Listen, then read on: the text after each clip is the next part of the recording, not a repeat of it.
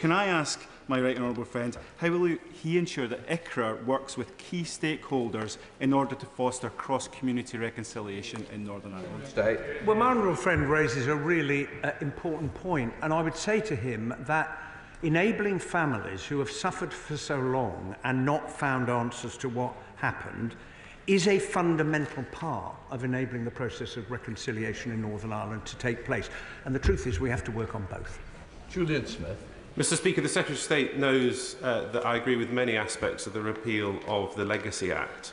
But the Policy Exchange report this week, and as the newspapers have stated this morning, raises some significant concerns about the repeal of Section 46 and 47 in that Act. Can I urge him to return to the previous cross-party position that we have to block compensation payments to terrorists such as Gerry Adams?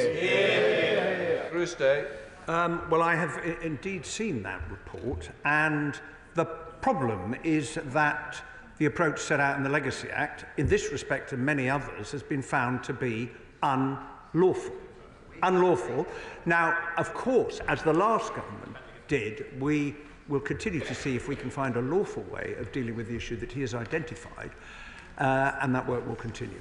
Gregory Capp. Thank you, Mr Speaker. Does the Secretary of State agree that the job of the Commission in helping people to deal with the past is made much more difficult when we have incidents like when the Sinn Féin First Minister Michelle O'Neill reprehensively spoke and attended a commemoration of 3 IRA terrorists who died when the bomb they were transporting through County Londonderry in 1971 exploded prematurely, killing them rather than the innocent people they intended to murder, and now the possibility of former Sinn Féin leader and terrorist Gerry Adams may be about to receive compensation. I say to the honourable gentleman that, as I alluded to a moment ago, the process of reconciliation and coming to terms with the past is a difficult and itself a troubled process. And lots of people have been on a journey, and we need to continue to see that journey followed. People will express their views about the stance that different people have taken, but I welcome, since he mentioned the First Minister, the fact that for the first time she attended the Remembrance Sunday commemorations. I've not looked at the Alex Bogart, Shadow Secretary of State. Thank you very much, Mr Speaker. I'd like to return to the question just raised by my right honourable friend, the former Secretary of State for Northern Ireland. The fact of the matter is that in the case of Gerry Adams, when the previous government passed its legislation, the Labour Party was in favour of the amendments made in another place, which ruled out compensation to people like Gerry Adams and others similarly detained in the 1970s. Why has the government now changed its position? It is the courts that have found those clauses to be unlawful. And the fact of the matter is that the last government passed legislation to enable terrorists to get immunity. The last government passed legislation to deny people in Northern Ireland the right to bring civil claims, including against terrorists. The Conservative Party has never apologised for doing both of those things. It's about time that they did. Let's return to the matter of Gerry Adams. The Secretary of State, and I'm sorry to say I must correct the Secretary of State. The High Court found that, those provisions in the Legacy Act were unlawful. But it is well within the Secretary of State's power to appeal that judgment. He has dropped that appeal. And I don't wish to teach the Secretary of State to suck constitutional eggs, but he will know full well that it is also within the sovereign power of this Parliament to give legal basis to the Carltonal doctrines which have been in place since the 1940s. Or would he rather pay compensation to Gerry Adams and people like him? Nobody wants to see that, but the Supreme Court judgment the Supreme Court judgment which ruled that the interim custody orders following internment were not lawfully put in place, in which the Carltona principle was much discussed, was in 2020. The last government did nothing about that for 3 years until they belatedly accepted an amendment in the House of Lords, which has now been found to be unlawful. It is a complex and a difficult question. The last government found it difficult, but we will continue to follow the same path that they did to see whether it's possible to discover a legal means of dealing with the problem he has identified. Chris Vince. Number 5, Mr. Speaker. Minister. Secretary. With permission, Mr. Speaker, I will answer questions 5, 7, 9 and 10 together. The Government's mission is to encourage growth in Northern Ireland through increased investment, job creation and higher living standards. The Government is working closely with the Northern Ireland Executive to develop Invest 2035, the UK's modern industrial strategy. Chris Vince. Thank you, Mr. Speaker, and may I thank the Secretary of State for his response. Northern Ireland's economy has strong and dynamic sectors, from agri-food to aerospace, to shipbuilding, to cyber-security. Does the Secretary of State agree with me that actually Northern Ireland has a vital part to play in the industrial strategy? It certainly does, and my honourable friend alludes to a number of the great strengths of the Northern Ireland economy. The deal with Harland and Wolff I referred to earlier is another sign of the Government's commitment, and of course the Northern Ireland economy has access to both the EU and the UK market. Alan Devil. Thank you, Mr. Speaker. Does the Secretary of State share my optimism that UK Government funding for all 4 Northern Ireland city and growth deals confirmed in the autumn provides a great basis for all of Northern Ireland to generate growth and opportunities? I certainly do, and I've been greatly impressed by the commitment of those involved in developing the growth deals to invest in boosting economic growth in their areas. Jane Kirkham. Thank you, Mr. Speaker. Could the Secretary of State update the House on what recent discussions he's had with the Executive about steps to take to increase revenue in order to help deliver longer-term financial sustainability to help grow the economy in Northern Ireland? I have had a number of discussions, Mr. Speaker, with the Executive on that subject, and I'm pleased to see that the draft budget for next year contains a plan to raise further revenue, which will meet the £113 million requirement that was part of the budget restoration agreement. It is really important the Executive raises additional funds to meet the challenges of improving public services. Dan Aldridge. Thank you, Mr. Speaker. There are many dynamic tech and digital companies at the vanguard of the mission for economic growth in Northern Ireland. Does the Minister agree with me that these industries are critical to Northern Ireland's economic future? And what steps are being taken by the Government to support these industries to grow to their full potential? Well, there have already been discussions with businesses in Northern Ireland about the part they can play in the industrial strategy, but cybersecurity is a really good example of a huge strength of the Northern Ireland economy, where many companies, including from the United States of America, are investing because of the skill and expertise that is to be found there. Saoirse Eastwell. Thank you, Mr. Speaker. I thank the Secretary of State and the Minister for their responses so far, and indeed in one of the responses I note that Northern Ireland was highlighted as having dual market access. So on that basis, would the Secretary of State and Minister agree with me that initiatives like the Dublin-Belfast Economic Corridor in my constituency of Lagan Valley need supported so we can make the most of our economic opportunities? I do indeed think that the Belfast Economic Corridor is a really good thing. We support it, and I look forward to seeing it develop and succeed. Jamie Stone. Mr. Speaker, thank you. Agriculture is really important to the economy of Northern Ireland. In Scotland, we breed excellent bulls, but it's very hard to sell them and get them into Northern Ireland because of the regulations and red tape, and vice versa for Irish bulls coming to Scotland. Could I ask the Secretary of State to see if we could make it a bit easier for farmers on both sides? I will look into the matter that the honourable gentleman raised, and I will come back to him. Jim Allister.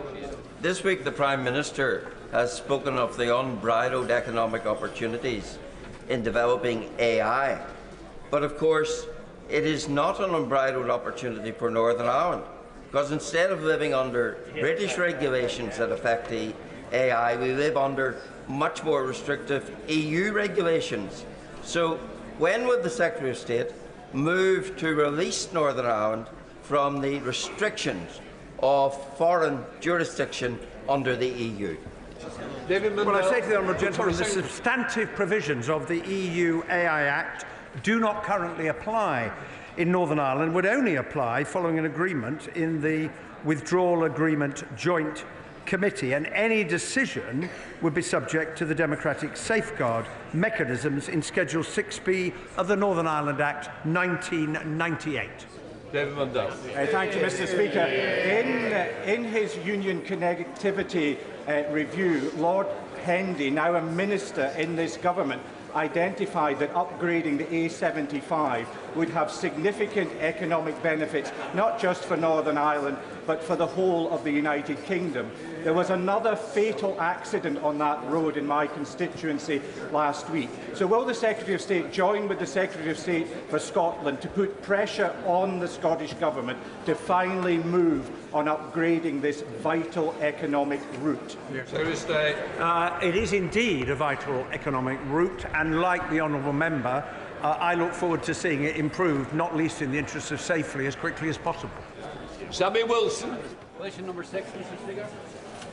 Minister. Thank you, Mr. Speaker. The updated EU General Product Safety Regulations largely formalises how businesses are already operating in the UK, and the majority of businesses have adapted to continue trading within the UK and with the EU. In December, the Government published guidance for businesses on the application of the regulation in Northern Ireland. The Secretary of State has this week met with ministerial colleagues and will keep this under review. Sammy Wilson.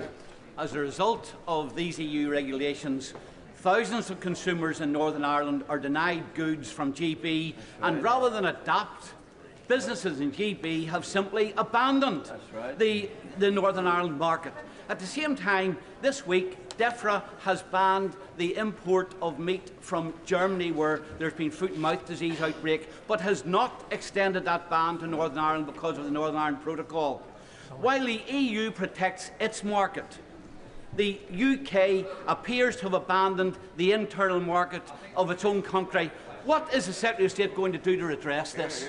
This government is absolutely committed to ensuring the smooth flow of goods across the UK internal market. We understand under GPSR that for many companies they've adapted easily, it's more difficult. The Secretary of State has met with the Minister of Business this week about further guidance and insurance and is continuing to do so. Sir Ashley Fox. Question number 8. Minister. There are many pressures on businesses that we are constantly assessing and talking with businesses about. Job creation in Northern Ireland, the member is right to raise. It's a priority for this government, and we are supporting businesses in many ways, including through Invest NI's fund for small businesses and through directly supporting job seekers through funding for employment support schemes. Ashley Fox. Mr. Speaker,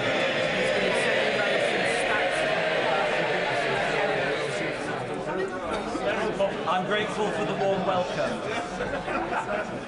How does the Minister expect businesses in Northern Ireland to grow and invest in their communities, given they have to pay the enormous tax increases imposed by the Chancellor? Minister. Even after accounting for employer national insurance contribution impacts, the Office of Budget Responsibility expects level of real wages will raise by 3% now.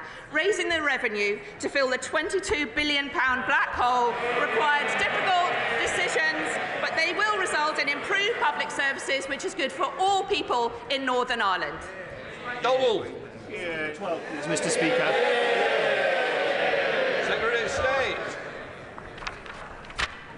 I welcome the industry-led deal that will see Navantia UK purchase Harland & Wolff's 4 shipyards in the UK, including Belfast.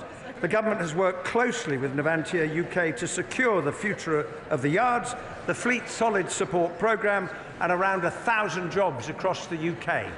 Thank you, Mr. Speaker. Does my right honourable friend share my optimism that now the future of the Harland & Wolff yard has been secured, the yard itself will be able to secure future orders? I certainly do, and that is one of the great benefits of the commercial agreement that's been reached by Navantia to buy Harland & Wolff, and the adjustments that were made to the contract to ensure that the Fleet Solid Support ships could go ahead. This is a great facility, and it is open for business, including for other orders.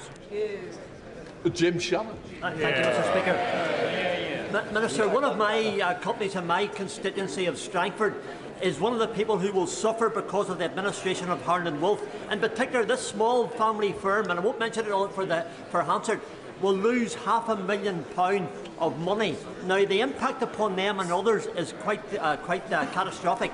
Can I ask the Minister what can be done to help those companies through the administration of Harnett Wolff who will find themselves either not able to trade in the future or losing entirely? I do recognise the concerns which the honourable gentleman has raised.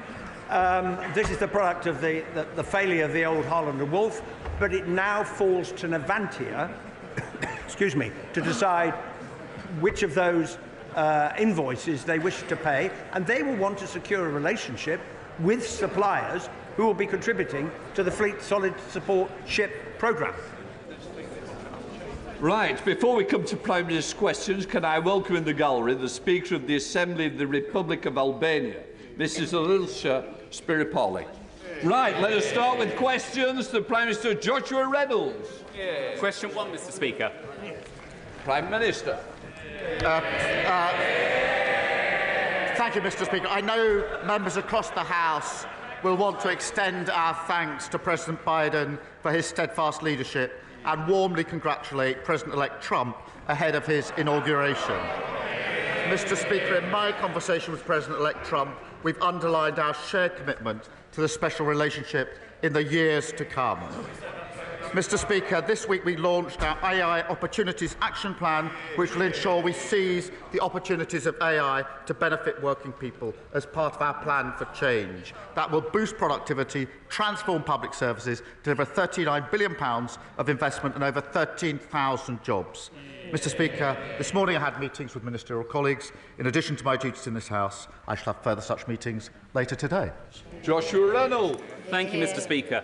With almost 4.5 million entries and exits in the last year, Maidenhead train station is a busy transport hub. But with crowded gate lines, flooded underpasses and a drop-off facility that isn't fit for purpose, the station needs major upgrades to give Maidenhead commuters what they deserve. So does the Prime Minister understand how Maidenhead residents face at the station, and will he commit his government to fixing these issues in this government? Prime Minister. Well, thank him for his question, and I'm pleased that his constituents are benefiting from the upgrades at the station, including, I think, new lifts to make the station fully accessible. The issues he raises are faced by passengers right across the country, and that is why we're bringing rail services back into public ownership, setting up Great British Railways and making ticketing simpler and fairer to ensure a better service for all passengers, including in his constituency. Nashaba Khan. Thank you, Mr. Speaker. I recently visited Mid-Kent College, which serves my constituency of Gillingham and Rainham, and where valuable construction skills are taught to young people. However, I was also informed that the college faces significant challenges in recruiting teachers to deliver those courses. Does the Prime Minister agree with me that proper skills training and having the teachers necessary to deliver it is absolutely vital to growing our economy and building the homes we need for the future? And will he agree to set up a meeting with the relevant minister to discuss the recruitment challenges that some colleges face? Prime Minister. Mr. Speaker, skilling up the next generation is, of course, vital to kick-starting economic growth. And our plan for change will rebuild Britain by delivering 1.5 million new homes. That's why we've established Skills England, reforming our planning system and training the workforce. And I will ensure that she gets the meeting that she wants with the relevant minister. We come to the Leader of the Opposition, Kemi Badenoch. Mr. Speaker, on Friday, while borrowing costs hit levels not seen since Labour was last in government, I met business owners and their employees in Chesterfield. One of them told me that his business will not exist in 4 years' time because of this government's policies. It might not even exist next year.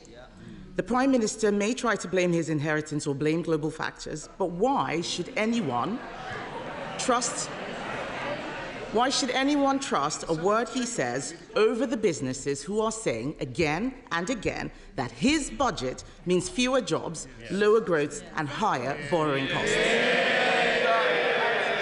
Mr. Speaker, as you know, the global economy is experiencing volatility and higher borrowing costs. That is why it was vital that we took the tough and right decisions in the budget to get our finances back in order. We had to deal with the £22 billion black hole that they left. We made difficult cuts. raise taxes to invest in health, public services and housing, vital to stability, vital to growth. And we've got an ironclad commitment to our fiscal rules, and she will welcome, no doubt, the inflation figures from this morning. But contrast that with the party opposite. They weren't brave enough in government to take those difficult decisions. They've opposed all of our measures to stabilise the economy and promote growth. They're back to the magic money tree. She wants all the benefits of the budget, but she can't say how she's going to pay for them. They haven't changed. They're still economic vandals and fantasists. Imagine where we'd be if they were still in charge. Mr. Speaker, just today, the British Retail Consortium says 2/3 of businesses will have to raise prices to cope with his tax hike. His Chancellor ignored all the warnings and ploughed ahead with an unprecedented borrowing spree, leaving all of us more vulnerable. Now we have businesses saying they will raise prices to cover his jobs tax. We have an energy policy that will drive up bills, and all the while we are spending more day to day on debt interest than we do on schools and universities. The Prime Minister refused to repeat his Chancellor's promise that she wouldn't come back for more. Will he now rule out any new tax rises this year? Prime Minister. Mr. Speaker, we took the right and difficult decisions at the budget. Decisions that they did not have the courage to take, which left us in the mess in the first place. When it comes to tax, she knows very well the limits of what I can say from this dispatch box, but we have an ironclad commitment to our fiscal rules. We can't just tax our way out of the problems that they left us, which is why we put in place tough.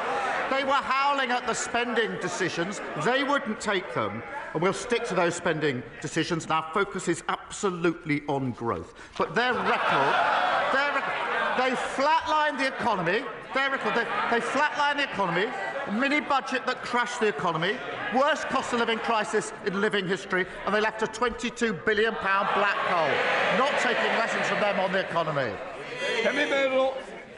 Mr. Speaker, the Prime Minister knows very well the OBR found no such black hole. And he talks about a budget 3 years ago. The borrowing costs last week are at a 27-year high for 30-year gilts. The Chancellor is apparently promising to be ruthless in reducing spending. Let me suggest something that he should cut. There is no way that we should be giving up British territory in Chagos.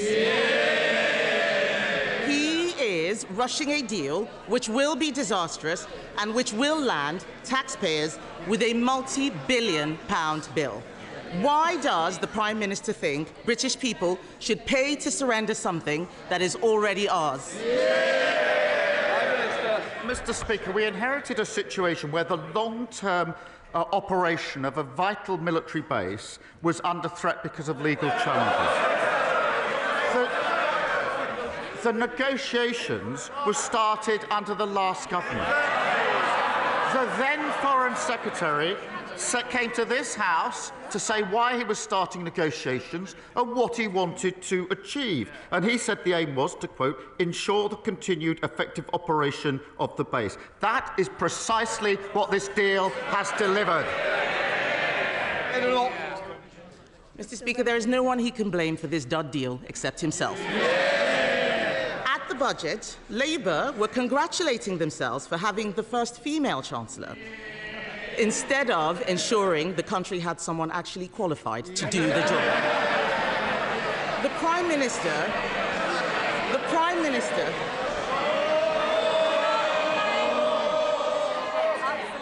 I want to hear... Sorry. I want to hear the Leader of the Opposition. Mr. Speaker, the Prime Minister claims he has full confidence in the Chancellor, but the markets clearly do not. Yesterday, the Chancellor repeated her promise to have just one budget per year to provide businesses with certainty. The talk in the City is that she can't meet her fiscal rules, and there will need to be an emergency budget. So does the Prime Minister stand by the Chancellor's commitment that there will be only one budget this year? Prime Minister. She'll be pleased to know the Chancellor will be in place for many, many years to come. She'll outstrip them. Mr. Speaker, if we all thought the politics was about cheap points, I could criticise their chancellors, but I don't have enough time to go through all of the chancellors that they had. We have one budget, that's what we're committed to, strong fiscal rules, and we'll stick to them, unlike the party opposite. Mr. Speaker, at a time of turmoil in the markets, the Prime Minister was distracted by the crisis around the former City Minister. What does it tell us about his judgment that yesterday he said he was saddened that his close friend resigned? This was an anti-corruption minister under criminal investigation for corruption. Mohammed Yunus, the Nobel Prize winner advising Bangladesh, said London properties gifted to the former City Minister may be proceeds of robbery. So, will the Prime Minister offer Bangladesh the full support of our National Crime Agency in ensuring that any properties bought with stolen funds are properly investigated? Prime Minister. Mr. Speaker, the former City Minister referred herself the independent adviser. He found, as she well knows, there was no breach of the code. He knows that he found there was no wrongdoing, and the former minister fully cooperated. She referred herself a week ago Monday. I got the report yesterday, and she resigned yesterday afternoon. Compare that with the Shadow Foreign Secretary, who breached the ministerial code. Her predecessor, Bartu, ignored it. It was the adviser that then had to resign because he wasn't taken seriously, and she's now serving the leader of the opposition. What a contrast. Thank God the British public chucked them out. Mr. Speaker, he did not answer the question about the National Crime Agency. No answer to investigating dodgy Labour ministers, just as last week he didn't want an inquiry that might expose dodgy Labour councils. The Prime Minister knowingly appointed a convicted fraudster as his Transport Secretary. The anti-corruption minister he had full confidence in only days ago resigned yesterday in disgrace. He is negotiating a secret deal to surrender British territory, and taxpayers in this country will pay for the humiliation. Now it turns out his government may write a cheque to compensate Jerry Adams. This is shameful. We left him the fastest growing economy in the G7. In just 6 months, under his leadership, it's been taxes up, borrowing up, mortgage rates up, and that's not all. Business confidence is down, jobs are down, growth is down. Can the country afford 4 more years of his terrible judgments? Mr. Speaker, among that barrage of complete nonsense, there is one point that I need to address, because it's the Legacy Act, and it will be of real interest across the House. That Act was unfit because, well, not least because it gave immunity to hundreds of terrorists and wasn't supported by victims in Northern Ireland, nor, I believe, by any of the political parties in Northern Ireland. The court found it unlawful. We will put in place this is a serious point. We will put in place a better framework.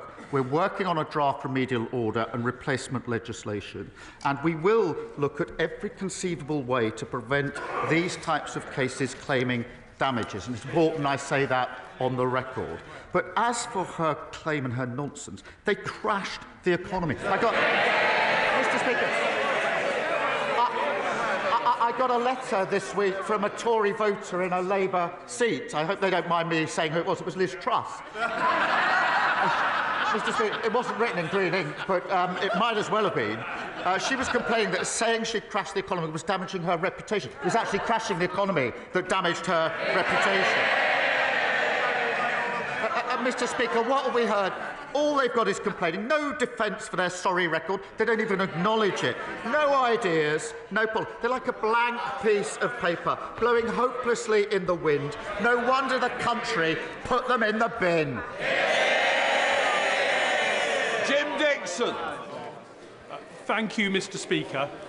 Patients in Kent are experiencing a winter crisis resulting from years of underinvestment in our NHS.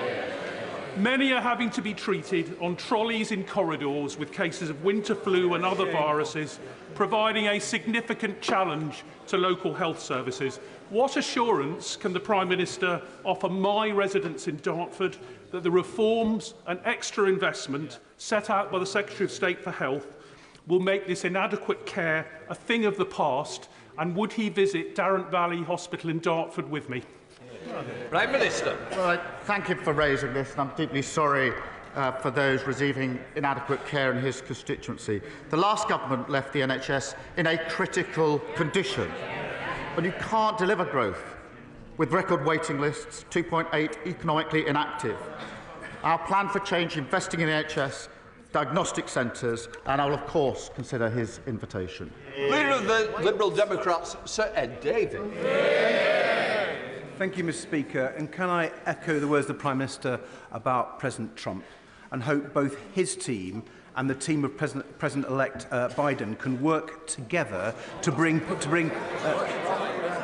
President-elect Trump and President Biden can work together to bring the peace in Gaza we so desperately need, so the hostages can be released, we can get the aid in and the killing can stop. Mr. Speaker, as the Honourable Member for Dartford just said, patients are suffering through the worst NHS winter crisis on record. Last month alone, 54,000 people waited more than 12 hours in A&E. Over 63,000 were stuck in ambulances for over an hour before they could even get into hospital.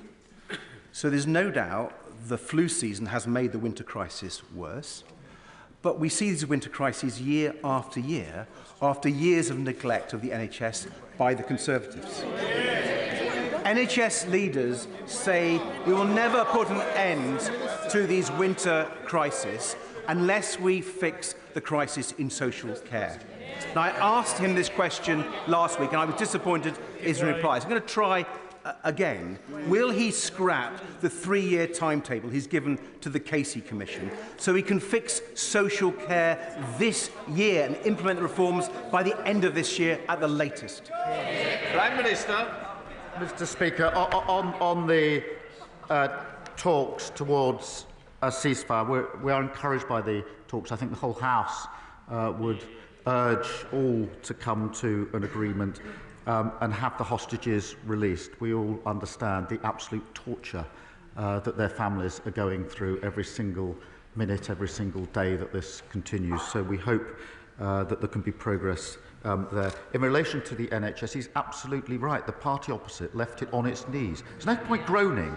It is absolutely disgraceful that the NHS was left in the state that it was in. Absolutely disgraceful. We are investing to turn that around. We are reforming to turn that around. We are within that reform dealing with social care. I set out the timetable to him last week in the way that he knows it's set out. Sir Ed Davey. Speaker, I'm continuing to be disappointed by the Prime Minister's position on social care, and I'm going to keep coming back to this issue because unless we fix it, we won't fix the NHS. But turning now to the economy, an idea for the Chancellor to grow the economy. As President-elect Trump prepares to take office next week, there are reports that a number of wealthy, high-skilled Americans are looking to come to the UK for fear of what President-elect Trump will do to their country. But because the Conservatives so broke the immigration system, many of them are finding there's no visa that they can apply for. Now, I know the Prime Minister is rightly seeking to reduce immigration from the record highs of the Conservative. But does he agree, if people like this want to come to our country, to bring their money and their skills so we can grow our economy and pay for our public services, they should be able to? Minister. Well, Mr. Speaker, we welcome all investment into the United Kingdom, and I'm very pleased we've had record investment in the time that we've been in office and continue to welcome investors and investment to this country. But he's absolutely right. The last government lost control of immigration as they lost control of health and the economy and the borders and everything else. And it was, of course, the Leader of the Opposition who was championing the driving up of the numbers. So we will bring those numbers down. We'll get it back under control. We'll encourage investment. Christine Sullivan. Thank you, Mr. Speaker. Dental deserts mean that routine dental checkups and treatment is often unavailable in local communities.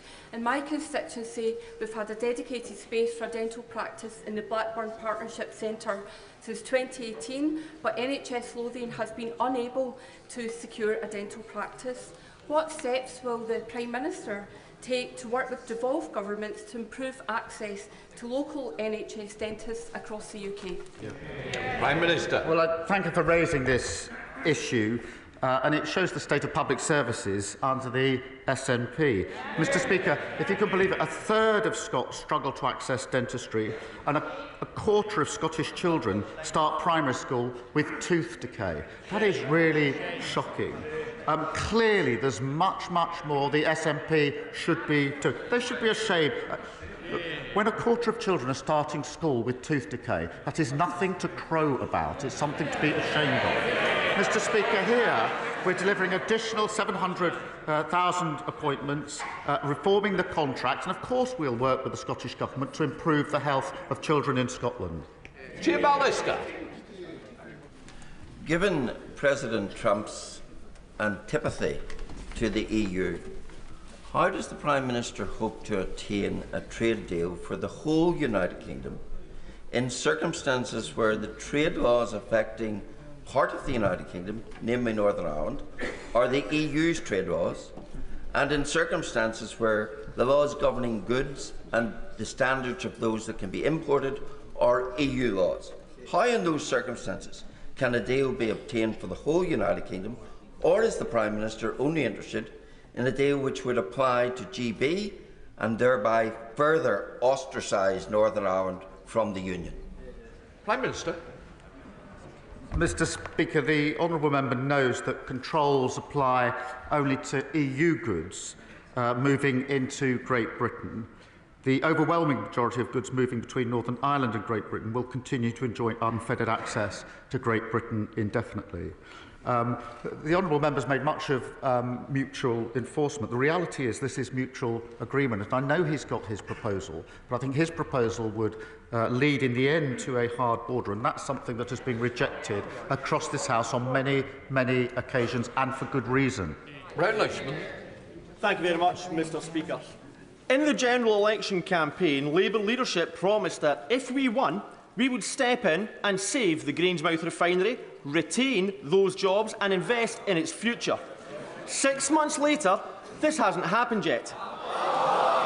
If the refinery closes, then thousands of jobs will be lost and Scotland's national security will become massively weaker.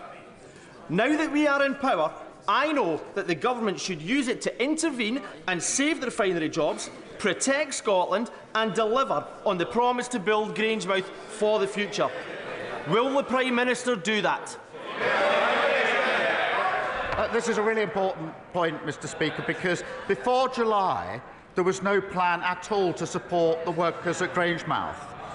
Within weeks, and importantly, we announced a £100 million deal for a growth deal, and we're jointly funding Project Willow to find a viable long-term future. It is a really serious point. I take it very seriously, and we'll do everything we can to make sure that viable long-term future is there for the workers, for their communities, and all that rely on it. Dr. Danny Chambers. Mr. Speaker, the Russian invasion of Ukraine has led to the emergence of bacteria that are severely resistant to multiple antibiotics, and this is now seriously delaying the return of injured soldiers back to the front line. But just like Mr. Putin, we know that these superbugs do not respect national borders, and it is only a matter of time until we start to detect them in our NHS hospitals, and we know that antimicrobial resistance is a huge challenge facing us at the moment. Will the Prime Minister consider supporting the Ukrainian war effort by providing rapid diagnostic tests which can be used in the field and in civilian hospitals, which would not only enable us to diagnose and treat these resistant infections more quickly, returning soldiers back to the front line more quickly, but will also provide valuable surveillance data to help global public health and protect our NHS from these dangerous bacteria? I thank him for raising this, and he knows our support for Ukraine is ironclad.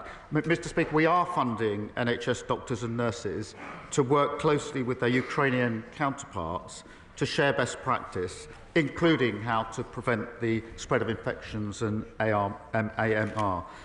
Through the World Health Organization, we're also strengthening Ukraine's health system to provide better care, and we'll continue to do so. Andy MacDonald. Thank you, Mr. Speaker. The Employment Rights Bill is urgently needed, especially given the exploitation of gig workers, like those retail assistants employed through apps, with vital rights denied and staff being charged a premium should they want to be paid on time. Insecure work denies workers their rights, but the TUC has also said it costs the economy around £10 billion a year. So will the Prime Minister agree with me that having a single status of worker will help end such abusive practices, give workers security and significantly benefit the economy? I thank him for raising this, and Mr. Speaker, I believe everyone is entitled to fair, flexible and secure working, and that's why we introduced our Employment Rights Bill, which is the biggest upgrade to workers' rights in a generation. It includes measures that will end the scandal of fire and rehire, preventing exploitative zero-hour contracts and introducing basic rights for more workers from day one, secure wages, secure jobs and ensuring workers have the rights that they deserve at work. Peter Bedford. Thank you, Mr. Speaker. Age UK Leicestershire have done a sterling job over the last few months, supporting pensioners who have lost the winter fuel payment as a result of his government's budget. They now face a staggering £400,000 increase in their costs as a result of the increase in national insurance. What advice can the Prime Minister give to charities like Age UK, who now have to decide whether to cut jobs or slash services to some of the most vulnerable in society? Prime Minister. Mr. Speaker, the advantage, I suppose, of the Leader of the Opposition having no policies is that they can say completely contradictory things without breaching their policy. But they want the benefits of the budget, but none of the tough measures to support the budget. We have, Mr. Speaker, we've taken the decision in relation to pension credit and pension allowances, but because of our commitment to the triple lock, there will be an upgrade in April of this year of £460. But, Mr. Speaker, what I noticed that before Christmas, the Shadow Chancellor said that the triple lock is unsustainable. Unsustainable. So that's their position. Pensions going up under this government because committing to the triple lock unsustainable is their argument. Ray Morris. Later this month, constituency will mark the anniversary of the tragic murder of Holly Newton. Will the Prime Minister and Home Secretary look urgently at the calls from Holly's mother, Michaela Trusser, to lower the age that a person can be recognised as a victim of domestic abuse? Prime Minister. Can I thank the honourable member for raising this tragic case? And it is a really important issue. We've seen an increase in violence in teenage relationships in the last decade. And, Mr. Speaker, I've been continually shocked by research that shows that at a younger and younger age, there's abuse in relationships. So we do need to look at this at the earliest opportunity to how we properly protect girls. But I'm very grateful that this tragic case has been raised. Jack. Thank you, Mr. Speaker. Since becoming a Labour leader, has the Prime Minister ever discussed or communicated with Philippe Sands KC about the Chagos Islands? Yes. No, Prime Minister. I'll get you it, yeah. Right. Rachel Maskell. Thank you, Mr. Speaker. York is an incredible city, but demands on tourist destinations like York, where we received over 9 million visitors and 1.7 million overnight stays, places significant pressure on local public services and housing used as short-term holiday lets. What steps will the Prime Minister take to equip local authorities to better balance the benefits of tourism with the additional costs to our communities? Well, Mr. Speaker, tourism is vital to our economy, and particularly in cities like York. Places can already choose to introduce a voluntary levy on overnight stays. Our focus is supporting industry, including by providing a 40% relief for retail, hospitality and leisure properties, and permanently lowering their rates from next April. Matt Vickers. Thank you, Mr. Speaker. Margaret from Stockton is furious. Stockton's Labour Council are axing her weekly bin collection, scrapping free high street parking and closing her local recycling centre, all while employing a ridiculous number of people on £100,000 salaries. But she's even more furious because they're taking on another one. Behind closed doors, probably in a darkened room, they've created a new interim role for the managing director's best mate on £900 a day. It's never been approved by the council. It's never been advertised as a job. Margaret's right to be angry, isn't she, Prime Minister? Mr. Speaker, I'm sure Margaret would be very pleased to see the incredible investment that's going in to the area, the 4,000 jobs which is growing the economy. The state of our local councils was left completely damaged after the last government. She knows that. Everybody knows that. Graham Morris. Thanks. You never have too many Morrises. To its credit, in its first budget, this Labour government transferred the Mine Workers Pension Scheme Investment Reserve Fund, benefiting nearly 4,000 former miners and miners' widows in my constituency.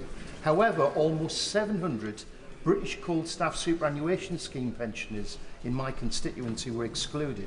Will the Prime Minister correct this injustice and ensure BCSS beneficiaries, many now elderly and in very poor health, are treated equally to their co-workers in the MPS? Prime Minister. Can I thank him for his dedicated campaigning on this issue? I am proud that this government has overturned a historic injustice, boosting the pensions of over 100,000 former mine workers. We are, Mr. Speaker, working closely with the coal staff trustees to consider their proposal, and I'll ensure the Industry Minister keeps him fully updated. Joe Robertson. Thank you, Mr. Speaker. My constituents on the Isle of Wight are entirely reliant on foreign-owned, debt-laden, unregulated ferry companies for essential travel. But in the United Kingdom, public transport is regulated and subsidised, like buses, trains, Scottish ferries. Does the Prime Minister agree with me this Isle of Wight anomaly must come to an end? And will the government intervene in order to protect passengers from excessive ferry prices and bad services? Prime Minister.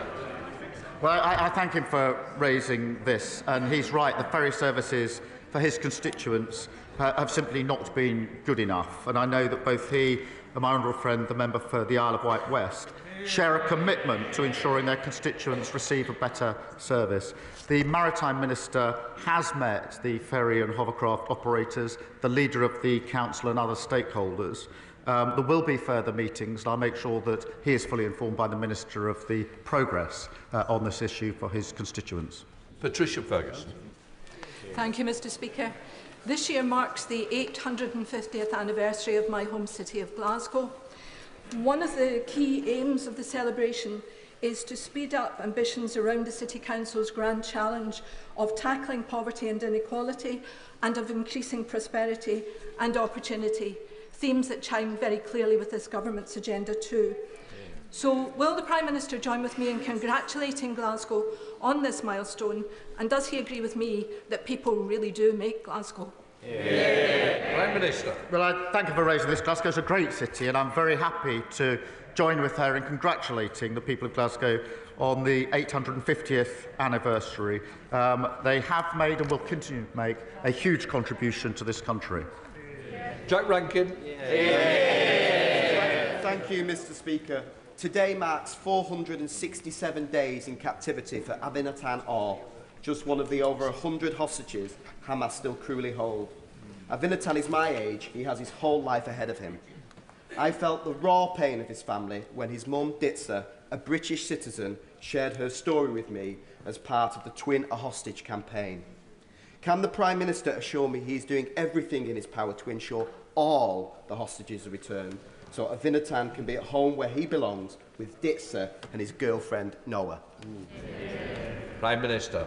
I thank him for raising this case. It's appalling that Hamas continue to detain Avinatan and other hostages, including Emily Damari, and I know he's spent time with the families, and it is nothing short of torture what they are going through, and we will do absolutely everything in our power to ensure that we make progress in bringing these hostages home, and I'm sure I speak for everybody in the House, but we will do everything to try and make sure that we get those hostages home.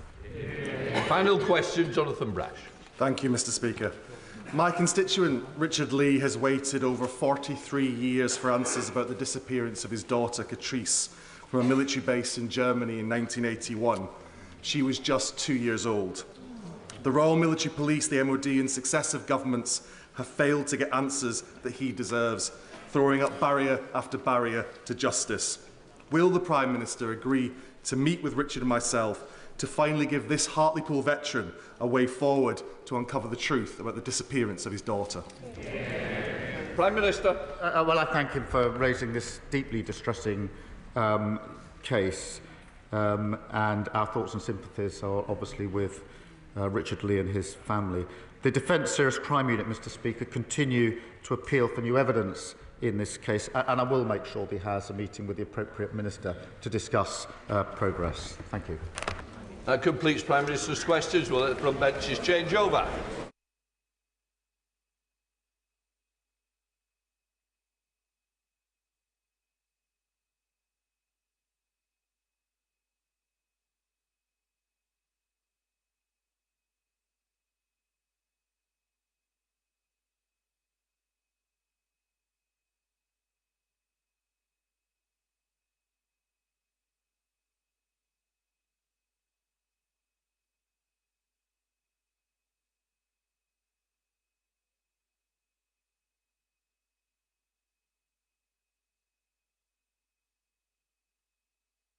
Right, we now come to the urgent question. Dr. Neil Hudson.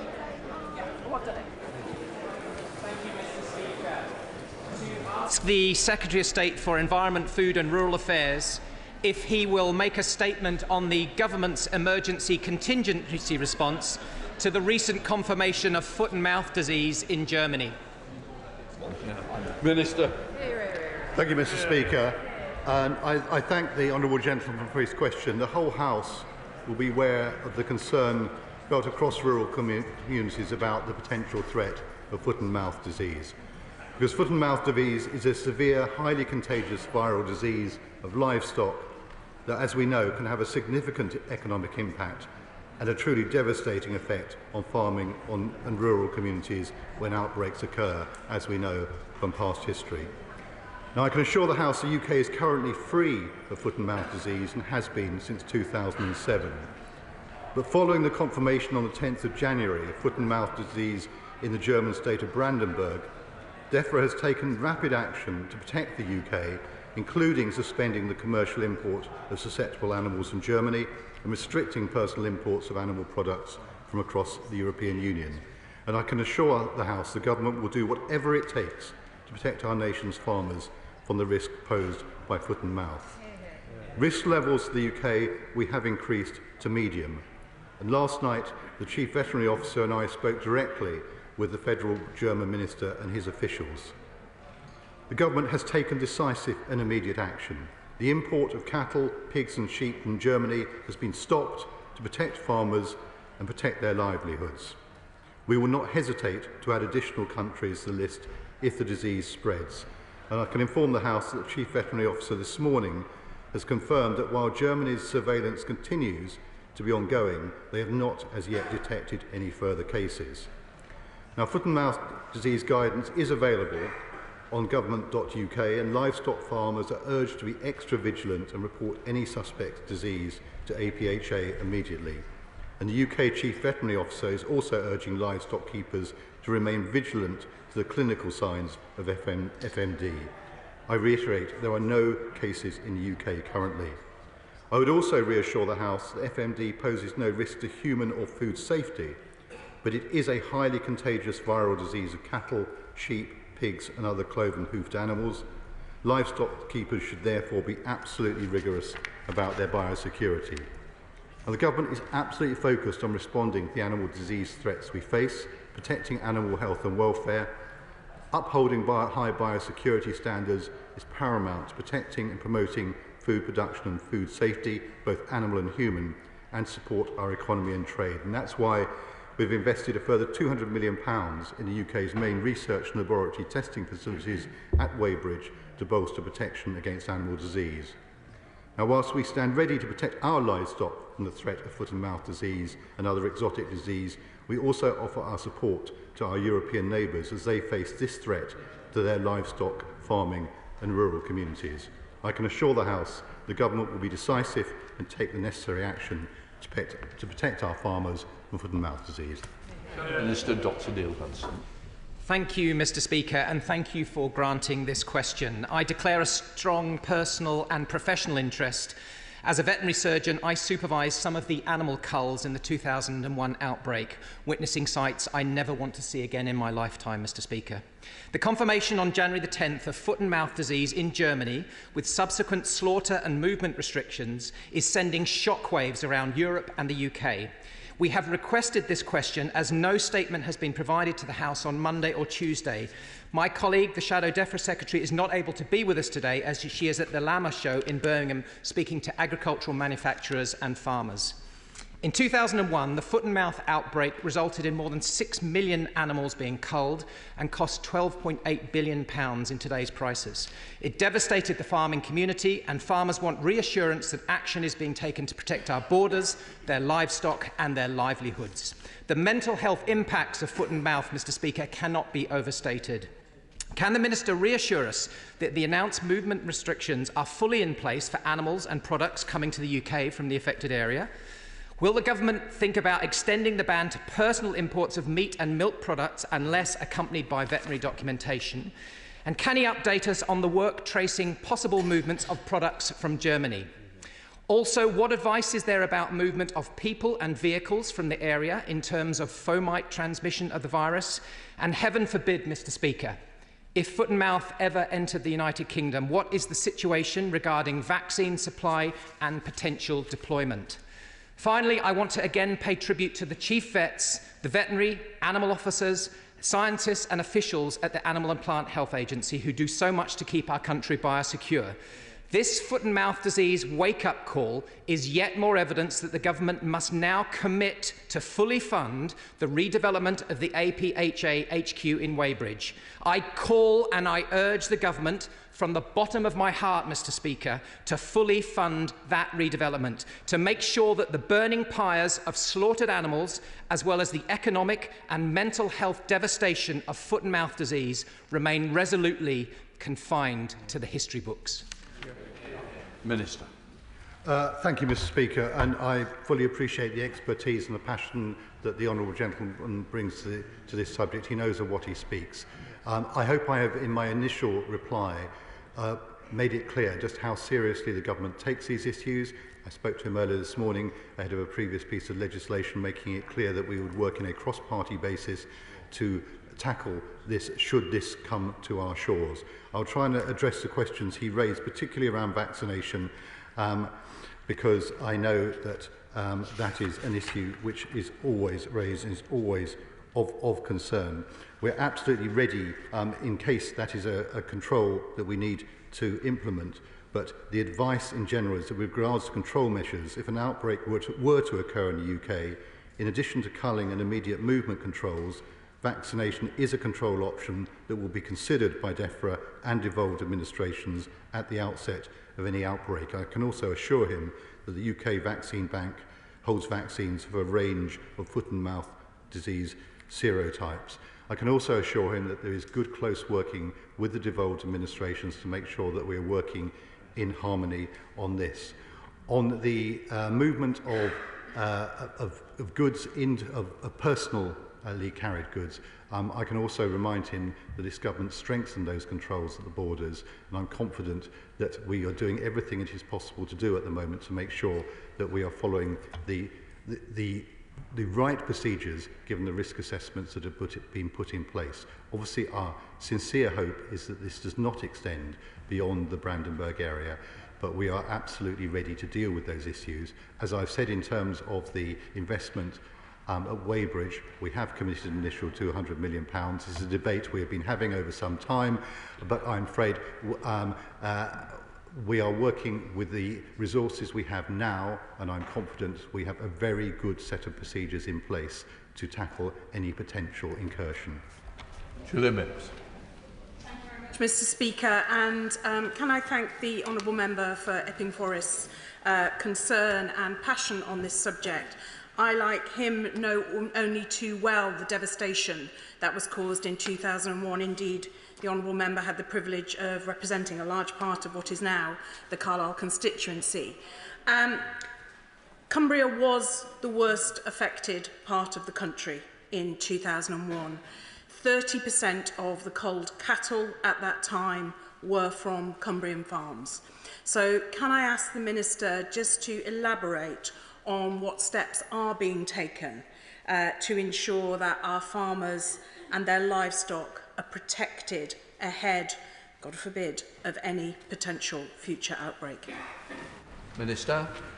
I thank my honourable friend for the question and for the concern that she raises quite rightly. As I said at the outset of my response, we are well aware of the concern that people have.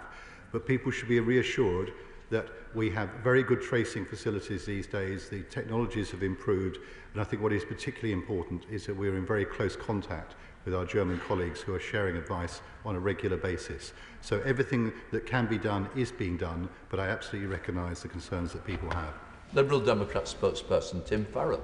Thank you, Speaker. Mr Speaker, I confess I think all of us in Westmoreland and across rural Britain feel a sense of terror, actually, at this news as we recall the devastation and horror of the outbreak of 2001. I will never forget that looming sense of dread and threat as the disease got closer to our farms, the dread when the disease was diagnosed as whole herds and flocks were slaughtered by those who had cared for them.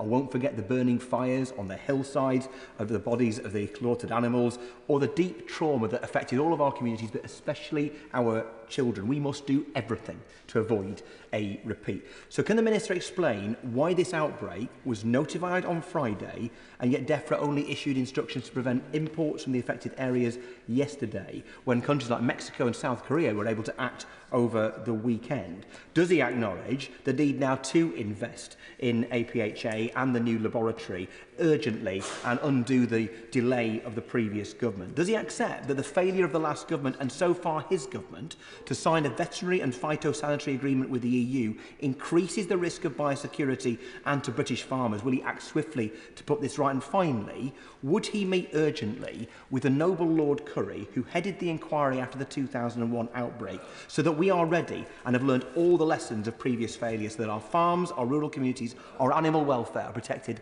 at all costs?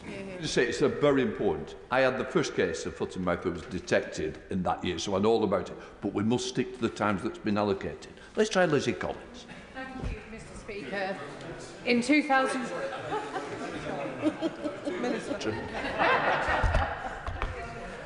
Thank you, Mr Speaker. Can I say I'm always happy to speak to Lord Curry. He brings huge expertise and knowledge to this. Can I just say that on that issue of delay, there was no delay. Essentially, as soon as we were informed, we put the appropriate processes in place, and goods that were staff at border control points were issued instructions to hold goods at the border. So everything that was done as quickly as possible. I hear his point about our relationship with the German government. What I can assure him is I personally know the German minister. I spoke to him personally yesterday, and we are getting every cooperation needed from the German government. Lucy Collins. Thank you, Mr Speaker. In 2001, I lived in North Cumbria. and I will never, ever forget the sights of burning livestock in my friends' fields. Can the Minister assure me that my farmers in Morecambe and Lunesdale, who are by far and large livestock farmers, will never have to face that terrible scene again, and that we will do everything we possibly can to ensure foot and mouth does not spread to our country? Thank you. Minister. I'm grateful to my honourable friend again for her comments and for her account of the effect it had on her constituents. And the purpose of my statement, or my response to the question today, is to give reassurance to people that we have very, very high quality officials working very, very hard to make sure that we do everything we can to prevent such an outbreak again. Chair of the Select Committee, Alistair Campbell. Thank you, Mr. Speaker. As well as my own entry in the Register of Members' Interests, I should tell the House that my wife is a practising veterinary surgeon who occasionally is contracted to provide local veterinary official services to the Animal and Plant Health Agency. I too remember the events of 2001, and I remember, having just been elected, the debates that we had in this House, and we said we must always learn the lessons and never forget, but in truth, frankly, we have done. And the extent to which we are exposed today is something for which there is responsibility shared across the parties.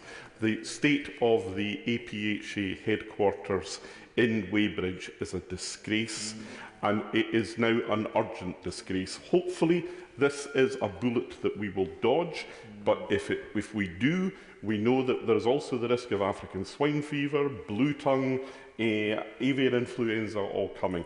Is this the point where, across the House, we can all agree on the importance of biosecurity and the importance of funding it? Well, I thank the Chair of the Select Committee for his point. I think we all know how important biosecurity is, and that is why the Government committed that further £200 million, that very important facility in Weybridge. Richard Quigley. Thank you, Mr. Speaker. Can the Minister confirm what mitigation funding has been made available to farms that may be affected, and also can he commit to look urgently at the provision of an abattoir on the Isle of Wight, because we don't currently have one? Minister. I thank my honourable friend for his question. It's a good try. Obviously, at the moment, we're talking about an outbreak in Germany. Should there be, and obviously we're doing everything we can to prevent an outbreak in the UK, we'll come back forward with further proposals. But at the moment, we are working hard to make sure that does not happen. Simon Paul. Thank you very much indeed, Mr. Speaker. Could the Minister confirm that, given the seriousness of the issues, that when in doubt, the precautionary principle will come to the fore and urgency and the proper decisions will be taken? And given the shared land border with the island of Ireland and the trade there, he's mentioned that working with the Devolves. Can he also confirm what conversations he may have had or may be planning to have with the government in Dublin? Minister. I thank the Right Honourable Gentleman for his question, and he's absolutely right. We will, of course, take every precaution and apply the precautionary principle. And in terms of Northern Ireland, we treat them in the same way, of course, as the devolved administrations, and my colleague is having conversations later today. Alison Newham. Thank you, Mr. Speaker. I welcome the statement, and I know that the news is of worry to farmers in my constituency of Scarborough and Whitby. Would the Minister be able to share with the House more details about the funding that's available from his department to help prevent new animal diseases? Minister. Well, again, I thank my honourable friend for her point and her concern.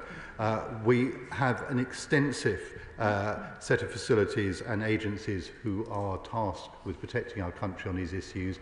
I have every confidence in the Chief Veterinary Officer and her officials in the Animal and Plant Health Agency, subject to the issues that have been raised around long-term funding, but we have good protections in place and people should have confidence in them. To Ben Spencer. Thank you, Mr. Speaker, and yet again we rely on the fantastic people and Animal and Plant Health Agency, which is based in Newhall in my constituency, despite its slightly confusing name. Would the Minister join with me in terms of thanking the people working there? And does he agree with me that it urgently needs investment to improve the facilities? I don't think he's visited the APHA, but would you join me on a tour as soon as we can arrange, just to see for himself, just the state that it's in and what improvements are urgently needed? I'm always grateful for invitations from honourable members and feel I'm permanently on tour, but he's right, I've not yet had the opportunity to visit, although Secretary of State has. But last week when I was at a conference in York, very senior officials from the APHA gave me a very detailed briefing on the work that they do. So I share the thanks to those people. They play a huge role in keeping our country safe. Louise Jones. Thank you, Mr. Speaker. As a child, I distinctly remember the creeping fear on my family's farms as foot and mouth felt that it crept ever closer, which I realised even as a child, and I feel sick just thinking that we could ever go back there. Many farmers in my constituency have repeatedly raised their concerns over infectious diseases entering the UK. Please can the Minister assure me and them that we're doing everything to take this very seriously and have contingency plans in place. Thank you. Minister. I'm grateful to my honourable friend again for reflecting on the awful experiences of 20 years ago, and I can assure her that we have excellent people, exactly as I've just been referring to, who are working extremely hard to minimise the risk of any further outbreak, and we're doing everything we can to prevent that happening. Colin Lockhart.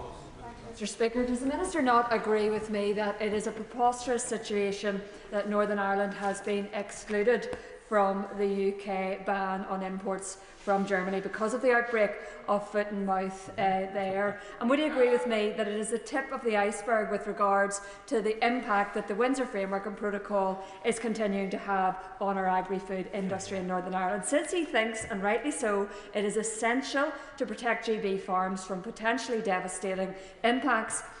Why does he think and believe that Northern Ireland farms are not as important? Minister. Northern Ireland farms are just as important, and in Northern Ireland the controls will apply to meat and live animals moving from a 3-kilometre protection zone and 10-kilometre surveillance zone surrounding the affected premises in Germany. Those products cannot be moved to Northern Ireland. Sally Jameson. Deputy Speaker. Can the Minister outline what measures are being taken to ensure that no animals have been infected by the outbreak in Germany end up in this country? Minister. I can assure my honourable friend this is an unusual outbreak in the sense it's not clear. It's a very small herd of water buffalo, 20 of them. What is unknown at the moment to the German authorities is how they got infected in the first place. So there's obviously extensive work going on in Germany to try and understand that. The difference, I guess, from 20 years ago is we have much better science now in terms of being able to trace the particular where it might have come from. So obviously extensive work is going on across Europe because this is a threat to the entire continent. So I can assure that every avenue is being explored to try and make sure we understand how this has happened to make sure it goes no further. Sarah Dyke. Deputy Speaker, as a farmer's daughter, I fully remember the sickening impact of the last foot and mouth outbreaks across Somerset and Dorset, and particularly on farmers' mental health. Those culling restrictions resulted in 73% of farmers experiencing depression and anxiety following the last outbreak. And now almost 1/2 of the farming community are already experiencing anxiety. So what plans does the government have to support farmers who may be impacted with this disease or indeed any other biosecurity risk? Minister. Again, I thank the honourable lady for her question. I know she takes these issues very, very seriously, and we've discussed them before. Let me be clear here. This is an outbreak in Germany at the moment. We are doing everything we can to make sure it does not extend into our country. But of course people are concerned and worried. Should it develop further, which we're absolutely determined to make sure doesn't happen, then of course we'll be looking at further measures to help and support people. But we are not at that stage at the moment. Claire Hughes. Thank you, Madam Deputy Speaker. Can I thank the Minister for his responses? It's very reassuring, I think, that the seriousness of this situation is felt across the House and all across the country. Could I just ask, I know you talked about working with the devolved administrations, but just some further points on how you will work with the Welsh Government in particular to address this issue? Minister. I thank my honourable friend for her question and her concern. Look, I can assure her that we have an extremely close relationship with the Welsh Government. Minister Hugh Aranka-Davis and I speak frequently. In fact, we were only speaking at the Oxford Farming Conference a few days ago, and we're in regular contact on issues like these. So anything we do, we will be working together on an entire United Kingdom basis. John Cooper. Thank you, Madam Deputy Speaker. With some of the most productive grassland in the UK, Dumfries and Galloway is terrified, not worried by this outbreak, and I'm reassured that we are doing what we can, but it is a very difficult problem to solve. Can the Minister reassure me, though, that the Republic of Ireland will not be the unlocked back door through which this dread disease returns to this country? I thank the honourable gentleman for his question, and I absolutely also welcome his appreciation of the complexities that we face, but it is in everybody's interest to make sure that we stop this, and we are all cooperating closely together. The veterinary officials have a very good network, and they are working closely. No one wants this to extend further. James Naish. Thank you, Madam Deputy Speaker. As the son of a farmer, I remember only too well waking up in the early morning to come down to listen to Radio 4 in silence as a family, as we heard about more and more animals being culled during the crisis in the early 2000s. Can I therefore ask the Minister what steps are being taken to engage the NFU and other trade bodies to prepare for any outbreak here in the UK? Minister. Again, I thank my honourable friend for his concern and his recollections. I can assure him, in fact, yesterday we were having a round table to discuss the threat posed by blue tongue, and we are obviously in constant dialogue with all those who have direct interest and expertise. We'll be working in lockstep. Robin Swan. Very much, Madam Deputy Speaker. In his initial answer, the Secretary of State talked about protecting the UK. He spoke about our nation's farmers. Part of the advice he gave was to look to .gov.uk. .gov.uk gives advice to Scottish farmers, to English farmers, to Welsh farmers, but not to Northern Ireland farmers. So the Secretary of State, can I ask you, why have you abandoned Northern Ireland farmers? The last outbreak in 2001 cost the Northern Ireland economy £24.2 million. To talk about that small region in Germany that can't export to Northern Ireland, would the Secretary of State not agree it would be better putting in an entire ban from German products into Northern Ireland, the same as the rest of the United Kingdom? Minister. We stand with farmers across the entire United Kingdom. The circumstances are slightly different for reasons that the honourable gentleman will understand, which is why we have to provide appropriate advice. But we are working absolutely in tandem and lockstep with colleagues across Europe to beat this horrible disease. Luke Charters. Thank you, Madam Deputy Speaker. I recently visited the Animal and Plant Health Agency in Weybridge, and it's their critical work that will prevent foot and mouth from reaching our shores. The £200 million the government announced for the APHA is welcome, but will my honourable friend commit to reviewing the APHA's funding, particularly in the event of multiple concurrent diseases happening at the same time? Minister. I thank my honourable friend for his observations, and absolutely, of course, we constantly keep under review the resources that we have available to tackle all these issues, and I'm very happy. I'll be very happy, I think, now on the basis of a number of interventions to visit Weybridge at the earliest opportunity. Mark Pritchard. Thank you, Madam Deputy Speaker. The Minister will know that, unfortunately, foot and mouth disease looms large in the memory of many Shropshire farmers. And I just wondered whether, talking about visits, whether a genuine point, whether the Minister and indeed the Secretary of State would consider visiting Harper Adams University in my constituency, which he will know is the top agricultural university in Europe. And the reason I mention that is they do have veterinary experts that have a particular expertise in this disease and others. But as the Shadow Minister stated, pigs, cattle, sheep, over 6 million lost in 2001 and 2007. And he mentioned biodiversity. I just wonder whether you could give an update to the House on illegal imports of meat and their checks at the border and the implementation of the border target operating model. Minister. I thank the honourable gentleman for his question and also for his invitation. I shall add him to my list. On the checks at the borders, that is a complicated set of issues, but one of the Brexit benefits, if you like, is we actually have checks at the borders, and I'm confident that they are giving us a level of security that should give people confidence. And as I said in an earlier answer, we've actually strengthened those controls on personal imports. So obviously it's always a challenge to protect any area, but we are in a better position than colleagues in mainland Europe. Danny Chambers. Thank you, Madam Deputy Speaker.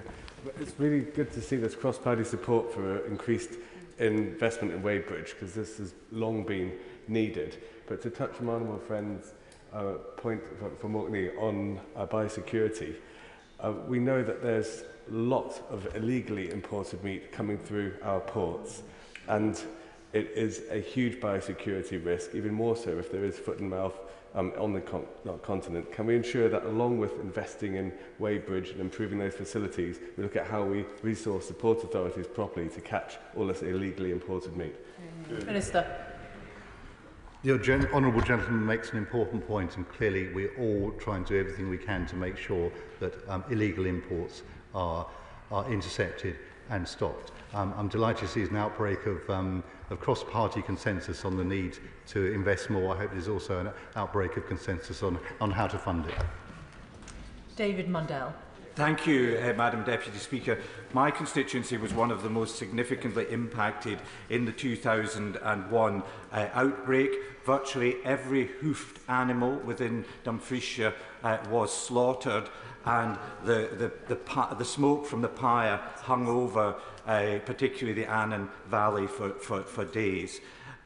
A large part of the market in livestock in my constituency is in the Honourable Lady from Carlisle's constituency at the Longtown market, which was a source of the previous outbreak. Will he ensure that we're working closely with the Scottish Government, because there is a significant amount of cross-border movement of animals, and that needs to be properly identified and regulated? Minister. The right honourable gentleman speaks with passion and paints a vivid picture of that dismal period. I remember it well, sadly. And I can give him an absolute assurance that he will know from his time in government that at official level in particular, the veterinary officers work very, very closely together. This is an absolute shared endeavour, and we'll be absolutely doing everything we can to make sure that there's that close cooperation that is needed. Anne Davis. Diolch, Madam Deputy Llefarydd. As a dairy farmer, the devastating outbreak of foot and mouth over 20 years ago was on my doorstep. We were very lucky as a family farm, but sadly others within my farming community in Wales were not. The outbreak was also a food security issue, understood to derive from food waste fed to pigs.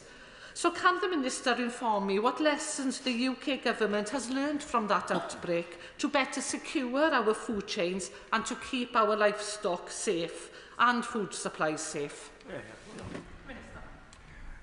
I thank the Honourable Lady, and again I recognise the hurt that she recollects from that dreadful time before. Clearly there was a lot of work that was done in the light of those events. Lessons have been learned, technology has changed and improved. I think it's probably worthy of a longer debate to go into all the lessons that have been learned, but it is very, very important that we act on the lessons that were learned. We do not want a repeat of what happened in 2001. John Lamont. Thank you very much. Like many other members, I very clearly remember the events of 2001 and the last foot and mouth outbreak, not least because all the cattle and sheep on my family farm, my father's family farm in Berwickshire, were slaughtered. The emotional trauma will stay with farming communities for many, many years to come. I'm reassured that the Government is engaging with the Scottish Government on this, but is the Minister also speaking to the National Farmers Union in Scotland and local authorities to ensure that they're able to support farming communities in the best way possible? Again, the honourable gentleman speaks with passion and conviction about that dreadful time, and I fully respect that. What I should say to the House is the outbreak was notified on Friday. We're on Wednesday. Absolutely, of course, we're ready to move to the next stage should it be necessary. But at this point, the key priority has got to be making sure that we keep this disease out of our country, and that is where the attention is focused at the moment. In the dismal possibility that we have to move to measures within our country, then of course we'll be working very, very closely with everyone that needs to be involved. Rachel Gilmore. Thank you, Madam Deputy Speaker. First of all, I'd genuinely like to say that I'm sure my farmers, like myself, will be hugely grateful to know that this is going to be operational on a cross-party basis. Our farmers are more important than party politics. Back in 2001, I was in fact the Liberal Democrat candidate for Totnes constituency.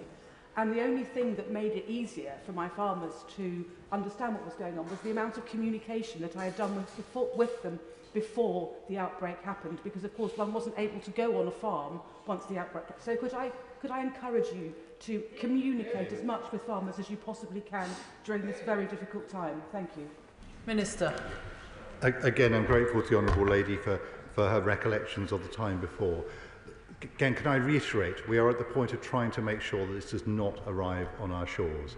Should that happen, then of course we move to a different phase. We're not at that point yet. And it is important to reassure people that we have excellent measures, excellent people in place working very, very hard to make sure we do not get to that point. Harriet Cross.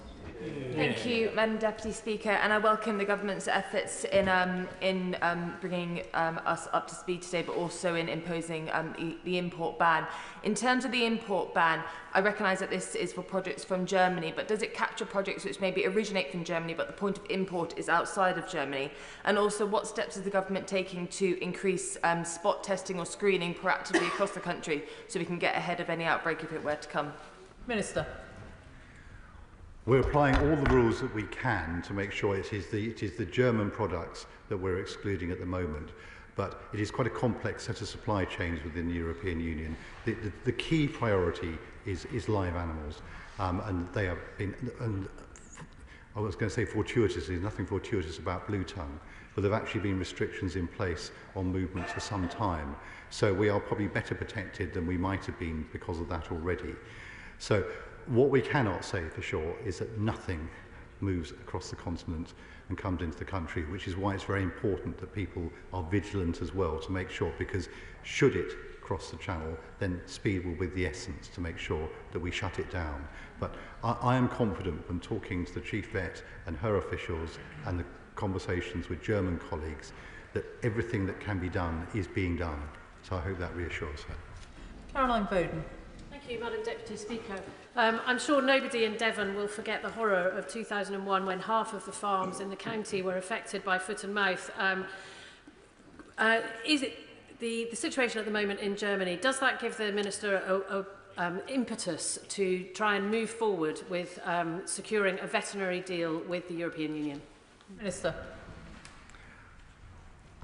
We don't need any extra impetus. It's a government commitment to get a better deal. But what I can say to the Honourable Lady is that actually the relationship with our German colleagues at the moment is excellent, and they're giving us the full cooperation that we need.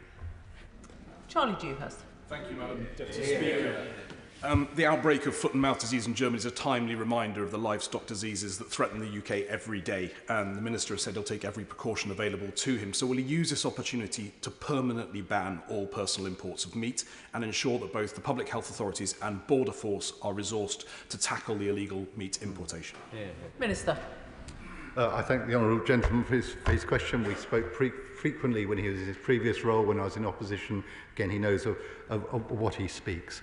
We have strong measures in place. We actually strengthened them a few months ago, and I'm confident that they are at the right level at the moment. Certainly, of course, there's always a case for further investment. I'm sure the Honourable Gentleman will be supporting any measures that we bring forward. Jim Allister. Does the Minister accept that the reason why he cannot provide a national protection to Northern Ireland as well as the GB is because this House has surrendered the right to make these regulations for Northern Ireland? They can't even be made in Stormont because only a foreign parliament is now entitled to make them. And therefore, we in Northern Ireland do not, for our farmers and their livelihoods, have the protections that are afforded elsewhere, and see a ban only restricted to the immediate area from Germany. Within that context, are we going to see the absurdity that we've seen under blue tongue, that cattle and livestock from mainland Europe can transit through GB, despite a ban in respect of blue tongue, can transit through GB to Northern Ireland and indeed anywhere in the island of Ireland? Is that same loophole going to apply here? Minister. I'm grateful to the honourable gentleman as we continue our dialogue on this issue. I don't recognise that loophole, and I can assure him that Northern Ireland will be fully protected, because that is what we are determined to do. David Chadwick. Thank you, Madam Deputy Speaker. Farmers in my constituency of Brecon, Radnor and Cumtower are very concerned by this news, as Powys is one of the hardest hit regions by the 2001 outbreak, and the trauma remains for the 2,000 livestock farmers who were affected. Can the Minister update us with some further details on the conversations he has had with the Welsh Government, and will he commit that the Welsh Government will commit to working with local authorities? Minister. Again, I thank the honourable gentleman again for not just for the question, but for the concern he expressed about his constituents who suffered so grievously before. The detailed level of conversations around these issues is conducted between the veterinary officers, and the veterinary officers have a very, very close network. Any political decisions that need to be made will be made by ministers, and I have a very close relationship with Minister Iranka Davis. If further action is needed, we will be working together to stop any further incursions. Helen Morgan. Thank you very much, Madam Deputy Speaker. In Shropshire, dairy and other livestock farmers have been having a torrid time recently, and they will have read this news with a sense of dread. I'm also an officer on the All-Party Group for Food Security, and we recently heard some eye-watering evidence from the border authorities at Dover about illegal meat imports and the threat that they pose to UK biosecurity. Can the Minister explain to the House what assessment he's made of the problems with that process, and what he intends to do to ensure that diseases like foot and mouth don't arrive in the UK? Minister.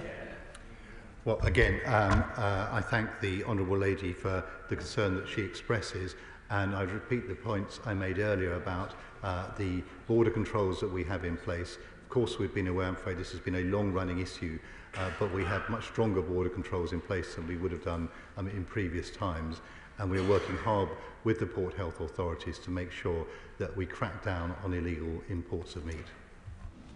Jim Shannon. Thank you, Madam Deputy Speaker. I thank the Minister very much for his response. Declaring interest, Madam Deputy Speaker, as a member of the Ulster Farmers Union.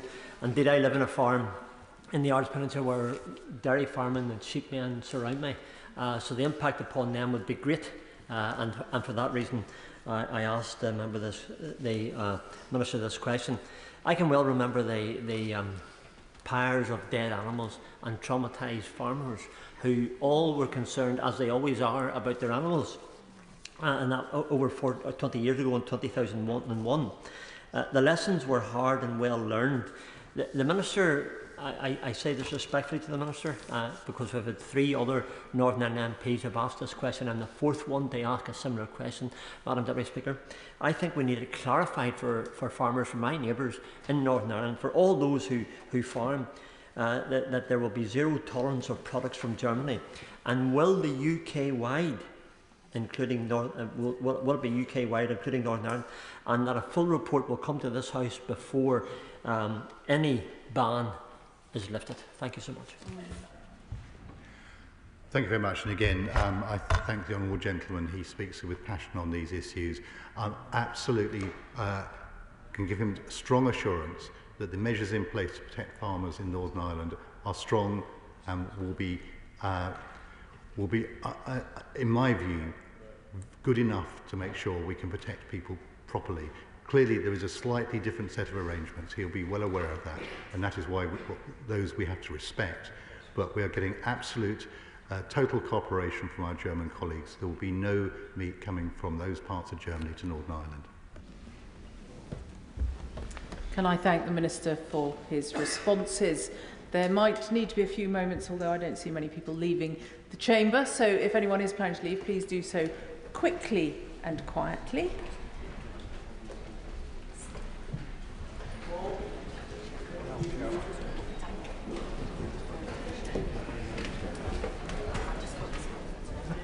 Urgent question, David